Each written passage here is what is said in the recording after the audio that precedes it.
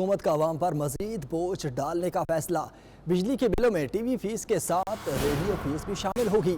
وزارت خزانہ حکام کا انکشاف، بجلی کے بلوں میں 50 روپے ٹی وی اور ریڈیو فیس بھی عائد ہوگی۔ وزارت اطلاعات نے اس حوالے سے سمری تیار کر لی۔ تفصیلات جانیں گے اپنے نمائندہ اکرام ہوتی ہمارے ساتھ موجود ہیں۔ اکرام بتائے گا اب عوام کو ریڈیو فیس بھی دینا ہوگی؟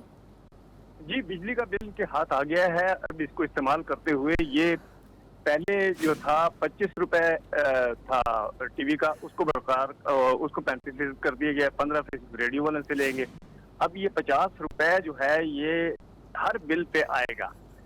اس کے ساتھ ہی یہ جو بری خبر ہے، اس کے ساتھ ایک اور خبر شامل کی گئی ہے کہ ان جو نقصان میں چلنے والے سرکاری ادارے ہیں ان کی نجکاری کا جو فیصلہ ہے وہ اب آگے بڑھا ہے۔ وزارت خزانہ کمیٹی کو 55 سفارشات موصول ہوئی ہیں۔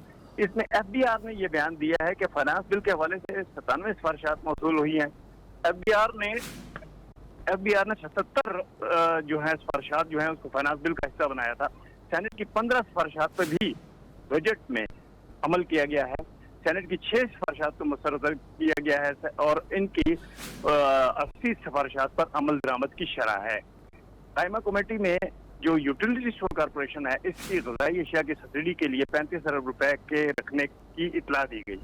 ان میں سے 5 ارب روپے جو وزیر اعظم کے رمضان ریلیف فنڈ میں جائیں گے۔ آٹے کے لیے جو رقوم رکھی گئی ہیں اس پہ کوئی خاص جواب نہیں دیا گیا۔ یوٹیلیٹی اسٹور کے جو اس حالیہ دنوں میں جو مال کم ہوا تھا اور قیمتیں بڑھ گئی تھیں اس کا بھی نوٹس لیا گیا۔ لیپ ٹاپ اسکیم کے لیے 10 ارب روپے رکھنے کی اطلاع دی گئی۔